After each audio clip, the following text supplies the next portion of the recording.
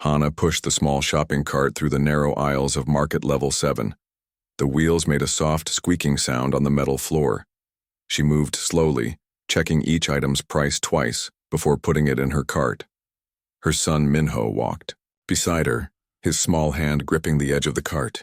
"Mom, can we get the chocolate protein bars?" Minho asked, pointing to a colorful display. Hana looked at the price tag and shook her head gently. "Not today, sweetie. Maybe next week." She picked up a basic nutrition pack instead. It cost half as much but had all the vitamins Minho needed. The space station's artificial gravity made everything feel normal, but the prices reminded her daily that living in space was expensive. Around them, different alien species shopped for their own food. The tall Valaxians with their blue skin moved gracefully between the aisles. Their cart was full of expensive imported items. A group of short, furry Chronari creatures studied each product carefully, taking notes on small devices. Hana tried not to look at what others bought. She focused on her list. Minho needed protein for his growing body. The doctor had said 8-year-old boys on space stations needed extra nutrition because of the artificial environment. But extra nutrition meant extra money, and money was something Hana never had enough of. She worked 2 jobs. During the day, she fixed air recycling systems in the station's lower levels. The work was hard and dirty, but it paid better than most jobs available to single mothers. At night, she cleaned offices in the business sector. By the time she got home, Minho was usually asleep, having been watched by Mrs. Yang from next door. Hana picked up a container of fresh vegetables grown in the station's hydroponics bay. They were expensive but necessary. Minho had been looking pale lately. The station's artificial light was no substitute for real sunlight, and growing children needed real food when possible. A Valaxian family walked past them. Their children wore expensive clothes and carried toys that probably cost more than Hana made in a month. She tried not to feel bitter. Everyone was just trying to make a life out here among the stars. "Mom, are you okay?" Minho asked, looking up at her with concerned eyes. "I'm fine, baby. Just thinking about dinner tonight." She added a package of rice substitute to her cart. It would stretch for several meals if she was careful. In the freezer section, she found protein chunks on sale. They weren't the best quality, but they would give Minho the nutrition he needed. The Chronari shoppers were watching her now. They found human shopping behavior interesting for some reason.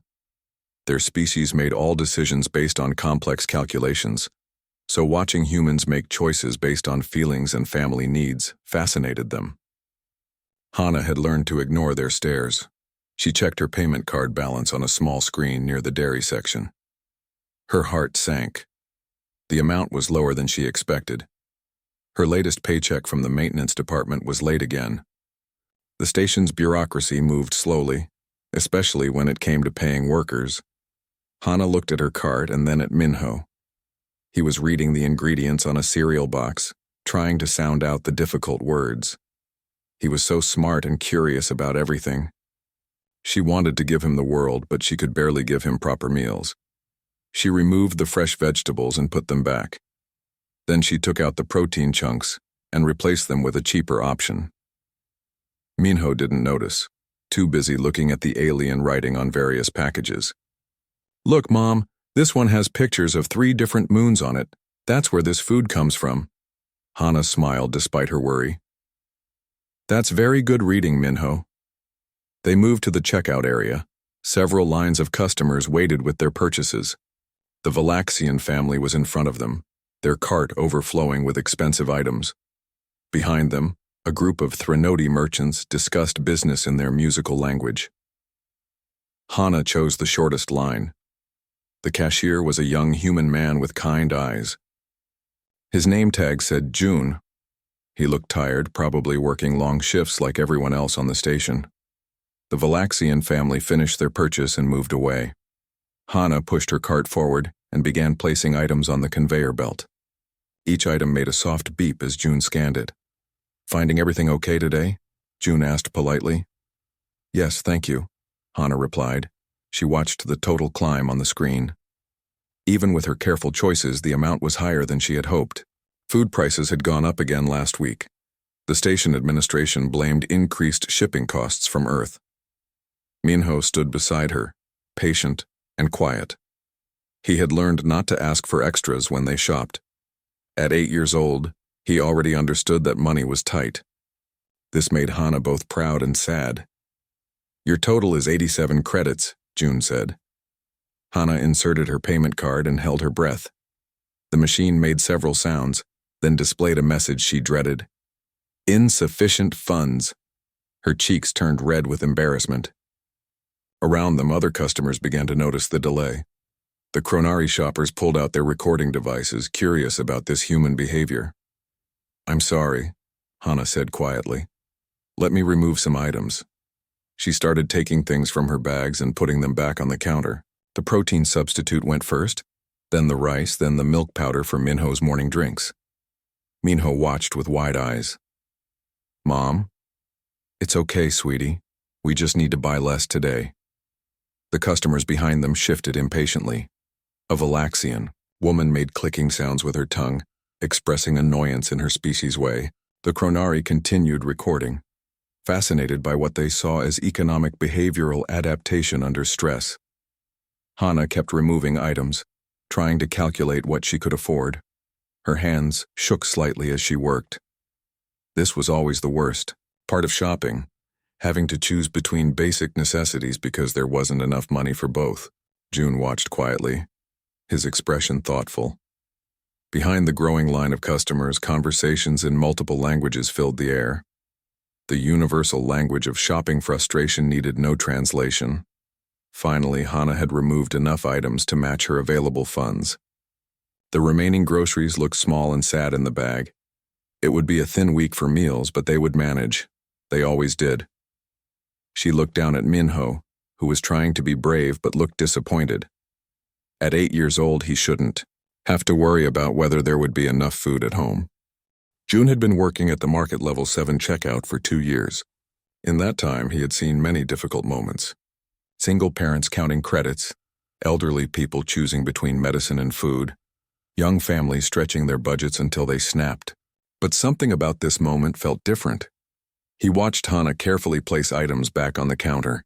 Her hands moved with practiced efficiency, but he could see the stress in her shoulders, the way she held her breath while calculating what she could afford. Her son stood beside her, trying to be helpful by holding items she had removed. The boy looked up at his mother with complete trust, even as their groceries grew smaller. This trust made June's chest feel tight. He remembered being that age, watching his own mother make similar choices after his father died in a mining accident on Europa. Behind Hana, the line was growing longer. A Valaxian businessman tapped his long fingers against his cart, clearly annoyed by the delay.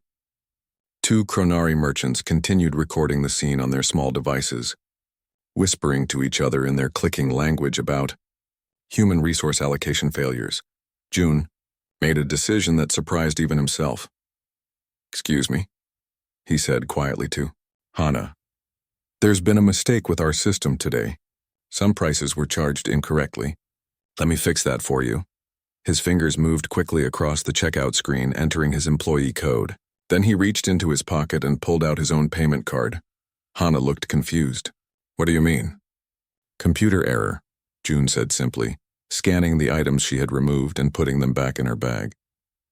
"No charge for the system mistake. Store policy." He swiped his own card before Hana could protest. The machine beeped cheerfully, accepting the payment. June's bank balance dropped by more than he could really afford, but looking at the little boy's face made it worth every credit. "Wait," Hana said, realizing what was happening. "You can't do that. You're paying for this yourself." "Store policy," June repeated, handing her the receipt. "Have a good day, ma'am."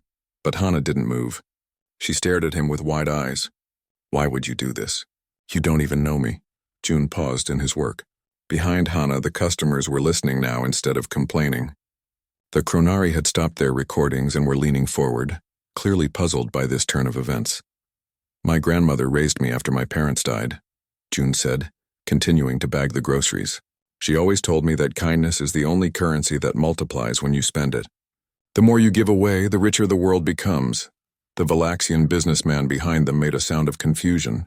In his species culture, such behavior was not just unusual, but considered mentally unhealthy. Resources were for survival and advancement, not for giving to strangers. Minho tugged on his mother's sleeve. "Mom, the nice man bought our food." "I know, baby," Hana whispered, tears starting to form in her eyes. "I know." She looked back at June. "I'll pay you back. I promise. My check should come through next week and I'll bring the money here." June shook his head. "No need. Just pass it forward someday when you can help someone else." One of the Kronari customers stepped forward. His name was Data Keeper Zix, and he served as an cultural observer for his species. "Human June," he said in careful standard language, "this behavior is not logical. You gain no advantage from this transaction. Your resources decrease while hers increase with no benefit to your survival probability." June looked at the furry alien creature. "Maybe that's the point. Not everything has to benefit me directly." "But why?" asked another voice. This came from a Valaxian woman who had been waiting in line. "Your species confuses us. You give resources to strangers. You help people who cannot help you in return. This makes no sense from an evolutionary perspective." Other aliens in the checkout area had stopped their own shopping to listen. A small crowd was forming. This was exactly the kind of human behavior that puzzled the other species living on the station. June continued bagging Hana's groceries while he thought about how to explain. "Look," he said finally, "maybe it doesn't make sense to your species. But humans are different. We're stronger when we help each other. When that little boy grows up healthy because he had good food today, maybe he'll help someone else someday. Maybe he'll invent something important or just make someone smile when they need it. You can't calculate the value of that." A Threnody merchant in line spoke up, her voice making musical tones. "But what if this female human never helps anyone else? What if your kindness is wasted?" "Then it's wasted," June said with a shrug. "But I'd rather take that chance than let a child go hungry when I could prevent it." The aliens exchanged glances among themselves. Several began making notes on their devices again. This was clearly important data about human behavior that they needed to report to their respective governments. Hana was crying now, but trying to hide it from Minho. "Thank you," she managed to say. "You don't know what this means to us." "I think I do," June replied, handing her the last bag. "My family lived on kindness from strangers for a while after Dad died. People helped us when they didn't have to. Now it's my turn to help someone else." Minho looked up at June with bright eyes. "Are you going to be our friend now?" June smiled, the first genuine smile he'd had during his long shift. "If your mom says it's okay, sure." "It's okay," Hana said quickly. "It's more than okay." As Hana and Minho left the store, several aliens followed them with their eyes. The Kronari were still recording everything, trying to understand this strange human behavior. The Valaxians looked puzzled and slightly disturbed by what they had witnessed, but June noticed something else too. Other human customers in the store were smiling. Some nodded approvingly at him. A few patted his shoulder as they passed through his checkout line. "That was good, son," said an elderly human woman buying medication. "Your grandmother would be proud." As the day continued, word of what happened began to spread through the human sections of the station. People talked about the young cashier who bought groceries for a struggling mother. They shared the story in the workers' cafeteria, in the residential levels, in the community centers. But the story didn't stay in the human sections. The aliens who witnessed it reported back to their communities, their governments, their cultural research centers. For them, this simple act of kindness was as fascinating and strange as discovering a new form of life. By evening, June was exhausted from his shift, but he felt good about the day. His bank account was lighter, but his heart felt full. He thought about his grandmother's words and smiled. Maybe kindness really did multiply when you spent it. Dr. Kim Sora was reviewing maintenance reports when her assistant knocked on her office door. As the station administrator for New Seoul Station, she dealt with hundreds of daily reports. But something about this one caught her attention. "Ma'am, there's an interesting incident report from Market Level 7, her assistant said. "It involves one of our maintenance workers and some unusual alien interest." Sora looked up from her screens. "Alien interest?" "Yes, ma'am.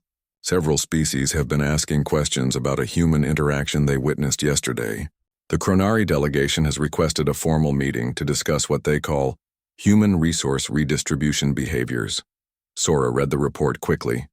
A cashier named Park Jun had used his own money to help a maintenance worker named Lee Hana buy groceries for her son. Simple enough, but the alien reaction was anything but simple. Get me the employment files for both Park Jun and Lee Hana, Sora said, and schedule a meeting with the Chronari delegation for this afternoon. An hour later, Sora was reading through Hana's employment record. Single mother, working double shifts, excellent performance reviews, never complained. Her son Minho was enrolled in the station's school system and reportedly very bright. They lived in the lower-income housing section, barely making ends meet despite Hana's hard work. Park Jun's file was equally interesting. Student studying xenobiology, working to pay for his education, consistently rated as helpful and polite by customers. He had lost his parents young and been raised by his grandmother until she died 2 years ago. Sora made some calls. The meeting with the Chronari delegation was unlike anything Sora had experienced. Datakeeper Zix and 3 other furry aliens sat across from her, their recording devices humming softly. Administrator Sora, Zix said in his careful standard language, we must understand this behavior we observed. Human Jun gave resources to human Hana with no expectation of return. This violates basic survival principles. Not for humans, Sora replied. We help each other. It's part of our nature. But why? Asked another Chronari. Your species gained no evolutionary advantage from such behavior. Logically, you should have died out millions of years ago. Sora thought about how to explain. Maybe that's exactly why we survived. We're stronger together than apart. When we help each other, we all do better. The Chronari exchanged clicking sounds among themselves. Finally, Zix spoke again. We wish to study this behavior further. Can you provide more examples of such kindness transactions among your species? I can do better than that, Sora said, making another decision that surprised herself. I can show you how it works. After the meeting, Sora called Hana into her office. The maintenance worker arrived looking nervous, probably wondering if she was in trouble. Sit down, Hana, Sora said gently. I hear you had an interesting experience at the market yesterday. Hana's cheeks turned red. If this is about the payment problem, I can explain. You're not in trouble, Sora interrupted. In fact, I have a proposition. We're expanding the hydroponics bay and we need a supervisor. The job pays 40% more than maintenance work and it's day shift only. Are you interested? Hana stared at her. What? Why me? Because you're reliable, hardworking, and you clearly care about providing for your family. Those are exactly the qualities we need. Sora paused. Also because a young man's kindness reminded me that we should take better care of our people. News of Hana's promotion spread quickly through the station's human community. But it also spread through the alien sections, carried by the Chronari observers who found this secondary kindness event even more fascinating than the first. Commander Cho Dae-ho heard the story in the security office cafeteria. As the station's security chief, he dealt mostly with crime reports and safety violations. But this story made him think about his own past. He had been a single father once after his wife died in a transport accident. Other officers had helped him, covering his shifts when his daughter was sick, bringing meals when he worked late. That kindness had made the difference between survival and breaking apart. Cho called his assistant. Set up a meeting with finance. I want to discuss creating an emergency assistance fund for station families. The idea moved quickly through the station's bureaucracy. Within a week, the new Seoul Family Support Fund was established. Station employees could contribute small amounts from their paychecks, and the fund would help families facing temporary hardships. But the most interesting reactions came from the alien communities. The Valaxian ambassador requested a private meeting with Sora. Ambassador. Thais was tall and elegant, with the blue skin and graceful movements typical of her species. Administrator, This said, my people are curious about the recent events. This concept of helping without gain is foreign to us. Would you like to learn more about it? Sora asked. Perhaps. But how does one learn kindness? Sora thought about this. Maybe by practicing it. Would your people be interested in participating in our family support fund? This looked puzzled. You would allow alien species to help human families? Why not? We all live on this station together. Maybe we could help each other's families too. This conversation was reported back to the Valaxian homeworld within hours. Similar discussions were happening in the Chronari, Threnodi, and other alien communities on the station. Dr. Keth, a Threnodi researcher studying human sociology, published a report titled Spontaneous Resource Sharing Among Humans, an analysis of irrational beneficial behavior. The report spread throughout the scientific communities of multiple species. Meanwhile, June continued working his checkout shift, unaware of the larger impact his simple act of kindness was having. Customers started being more friendly to him. Some shared stories of times when strangers had helped them. Others asked if he knew of families who needed help. One day, an elderly Chronari customer approached his checkout counter. "Human June," the alien said, "I have been observing your species' kindness behaviors. Today I wish to participate." The Chronari handed June a credit stick. "This is for the next human family who cannot afford their food. I wish to experience this kindness multiplication you spoke of." June stared at the credit stick. It contained enough money to help dozens of families. "Are you sure about this?" "I am conducting an experiment," the Chronari replied. "If your theory is correct, this kindness will multiply. If not, I will have valuable data about human delusions." Word of the Chronari's contribution spread quickly. Soon other aliens were approaching June with similar offers. The Valaxians contributed elegant gift baskets for struggling families. The Threnodi provided musical performances to lift spirits. By the end of the month, the informal network of kindness had grown beyond anything anyone expected. Humans were helping aliens were helping humans, and different alien species were starting to help each other. Commander Cho watched these developments from his security office and smiled. Crime rates were dropping as communities grew stronger. People who felt supported were less likely to steal or cause trouble. Dr. Sora received reports from other stations asking about the New Soul model of community support. Apparently, the story of one cashier's kindness was spreading throughout the solar system. But perhaps the most important change was in young Minho. With better nutrition and his mother working day shifts, he was thriving in school. His teachers reported that he had started a kindness club where students looked for ways to help each other. When Hana heard about this, she cried happy tears. Her son was learning the same lesson that Park Jun had learned from his grandmother. Kindness really did multiply when you spent it. Ambassador Trixie of the Zalani Collective had lived for over 300 years. In that time, she had observed many species throughout the galaxy. She thought she understood how civilizations worked. Then she received the report from New Sol Station. The report came from the Chronari delegation, but it had been forwarded by 6 different species. All of them were asking the same questions. What was this human kindness phenomenon? Why did it seem to make communities stronger instead of weaker? How could such seemingly wasteful behavior create positive outcomes? Trixie read through the documents in her office aboard the diplomatic vessel orbiting Jupiter. Her species, the Zalani, were known throughout the galaxy as master strategists and negotiators. They could analyze any political situation and predict outcomes with amazing accuracy. But this human behavior didn't fit any of their models. She called her aide, Sub-Ambassador Kethlon.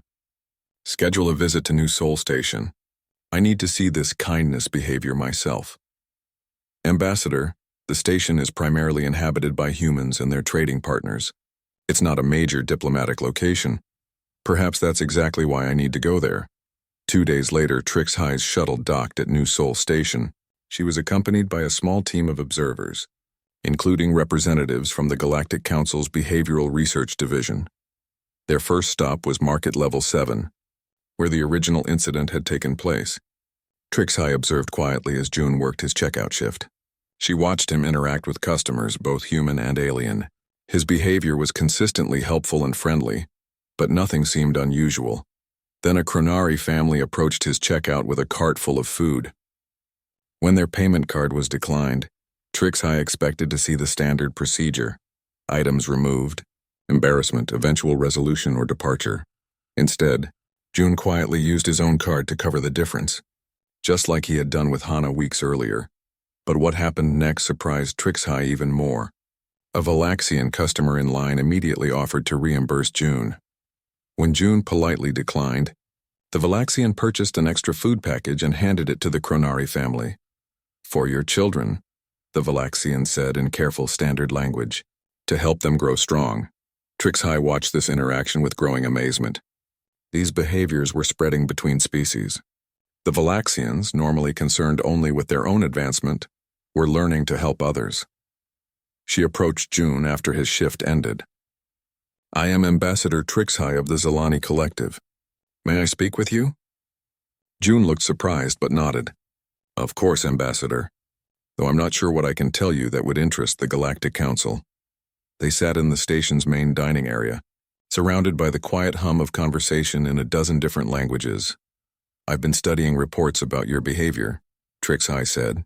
Your act of kindness toward that human mother has created what we can only describe as a chain reaction. Can you explain why you continue to help strangers? June thought about this. I guess because it feels right. When I see someone struggling, especially a parent trying to care for their child, I remember being in that situation. If I can help, why wouldn't I?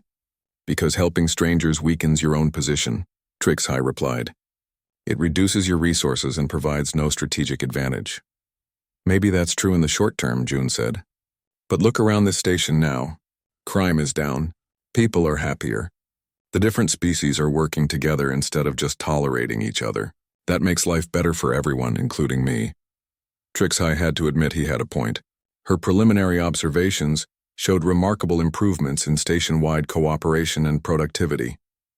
Later that day, she met with Dr. Sora and Commander Cho, both administrators, provided detailed data about the changes they'd observed since June's original act of kindness. Maintenance requests are resolved faster because different species are helping each other, Dr. Sora explained. Alien technical specialists are volunteering to help human workers, and humans are sharing their problem-solving approaches with alien colleagues. Commander Cho added his own observations. Security incidents have dropped by 30%. When people feel supported by their community, they're less likely to cause problems. And when problems do occur, neighbors help resolve them before security needs to get involved. But the most interesting data came from Captain O. Mirai, who commanded a cargo vessel that regularly served multiple stations. I've been running supplies between 12 different stations for 8 years, Captain O explained to Trixhai. New Sol Station is different now. Other stations are asking me what changed here. They want to know how to create the same kind of community cooperation. This was exactly what Trixhai had hoped to hear.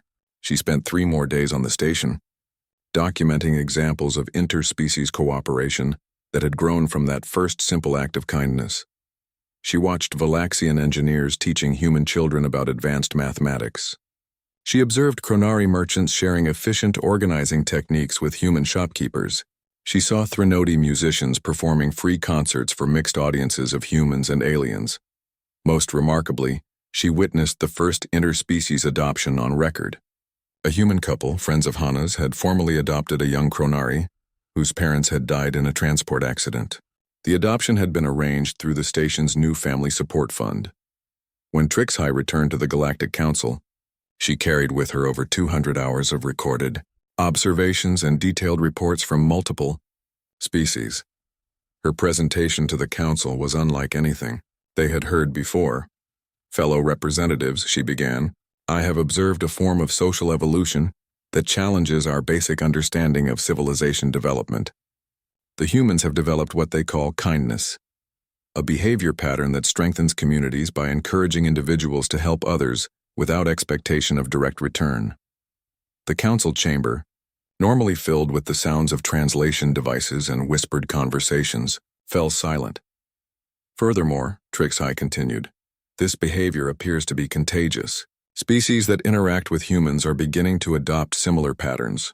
The results include reduced conflict, increased cooperation, and improved resource distribution efficiency. Representative Korth of the Hegemony spoke first. Ambassador Trixhai, such behavior violates basic survival principles. How can a species thrive by giving away resources? That's exactly what I thought I would discover, Trixhai replied. Instead, I found that communities practicing these kindness behaviors are more stable, more productive, and more innovative than traditional competitive societies. She showed them recordings from New Sol Station, aliens and humans working together on complex engineering problems, sharing resources during emergencies, teaching their children to help others regardless of species. I recommend that we establish a formal study program, Trixhai concluded.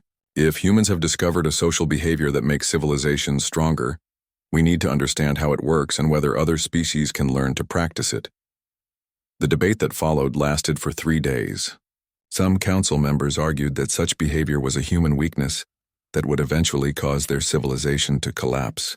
Others suggested that it might represent a new evolutionary development that could benefit all species. Finally, a vote was called. By a narrow margin, the Galactic Council approved the creation of the Human Behavioral Study Initiative. But perhaps more importantly, they authorized the first interspecies cultural exchange program.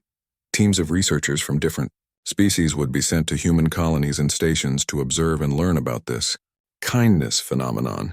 The first destination approved for the program was New Sol Station. When word of this decision reached the station, the reaction was mixed. Some humans were excited about the attention, others worried about being studied like specimens in a laboratory. June's reaction was the simplest. I hope they learn something useful, and I hope someone teaches them that the best way to understand kindness is to practice it yourself. 6 months after Ambassador Trixhai's visit, New Sol Station had become the most watched location in human space. Representatives from 23 different species had established permanent research stations there. The quiet mining and trade outpost had transformed into an unlikely center of galactic diplomacy. Hana walked through the expanded hydroponics bay, checking the growth systems that now fed not just the station's humans, but also specialized nutrition pods for 6 different alien species. Her promotion to department head had come with responsibilities she never expected, but also with a sense of purpose that filled her days with satisfaction. Mom, Minho's voice called from the observation deck above.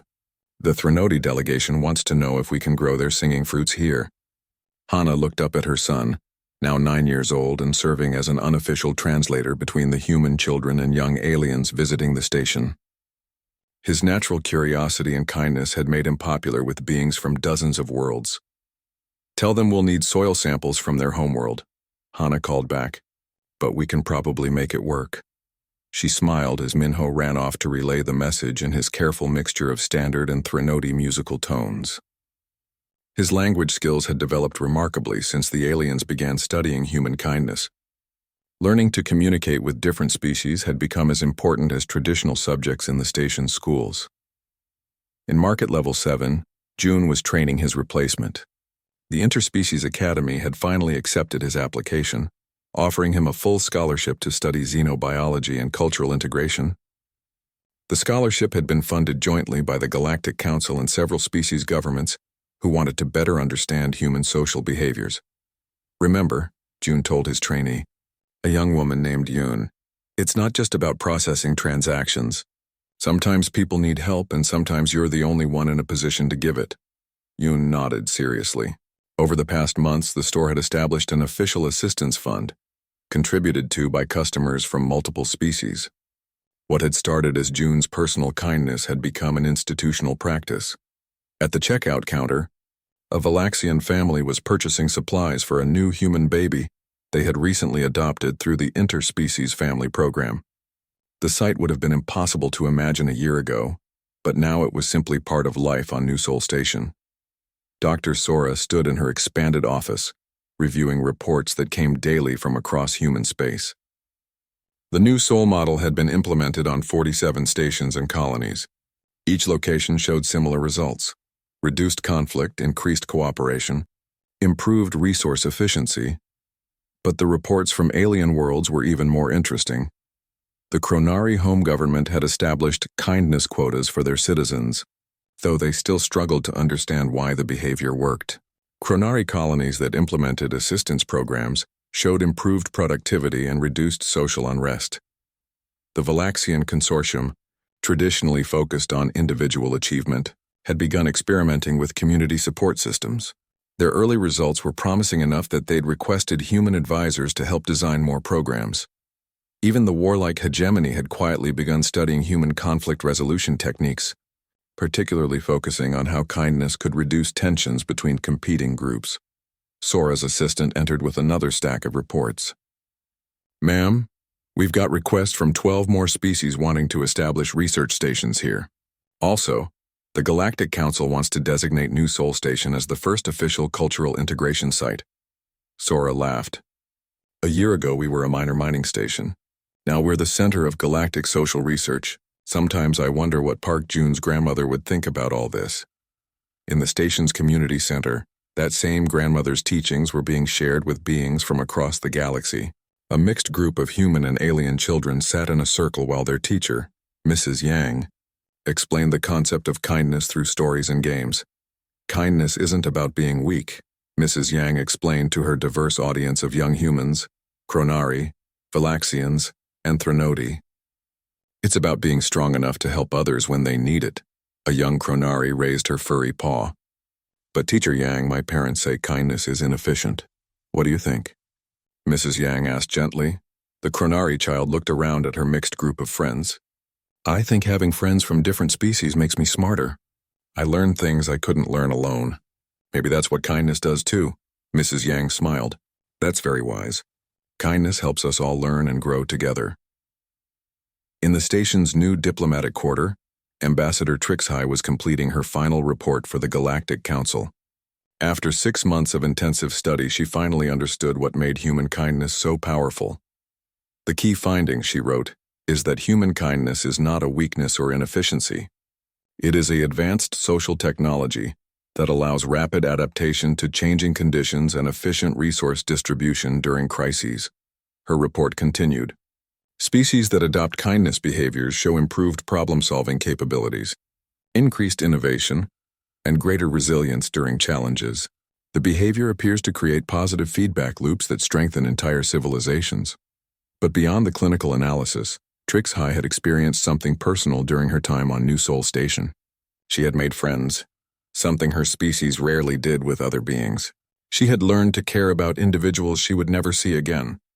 And she had discovered that helping others, even when it provided no strategic advantage, made her feel more connected to the universe. Commander Cho reviewed the security reports from the past 6 months with amazement. Crime rates had dropped to near zero. The few incidents that occurred were resolved quickly through community mediation, rather than punishment. Citizens from different species were working together to prevent problems before they started.